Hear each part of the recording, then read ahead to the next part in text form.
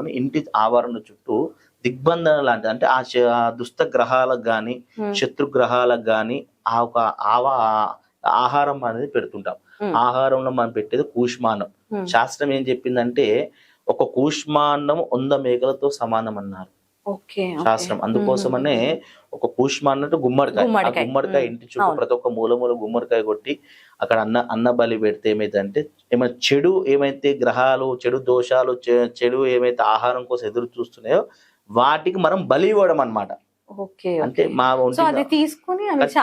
ఖచ్చితంగా అవి ఆ ఇంటి యజమాని మీద కూడా తిప్పేస్తాం. ఆ అన్నము ఆ గుమ్మడికాయ కొన్ని ఉంటాయి చేసేవి, అవన్నీ తిప్పేసి పెట్టేస్తే అంటే వాళ్ళకు శాంతి అన్నమాట. అంటే వాళ్ళకి కావాల్సిన ఆహారాలు మనం ఇచ్చేసినాం, అవి తీసుకుంటాం. అందుకోసం చెప్పాను ఒక గుమ్మడికాయ 100 మేకలతోటి అంటే ఆ జీవికి ఏం కావాలి, వానికి కావాల్సింది అలాంటి మాంసాహారం కాబట్టి అవి కావాల్సిన మనం ప్రజ్ఞ చేసేటువంటి పూజ చేసుకొని అవి చేసేస్తాం. కాబట్టి ఖచ్చితంగా అలాంటి చెడు ఏమైనా ఉన్నా కూడా 100% పోతుంది. పోయిన వాళ్ళు కూడా ఎందరో ఉన్నారు.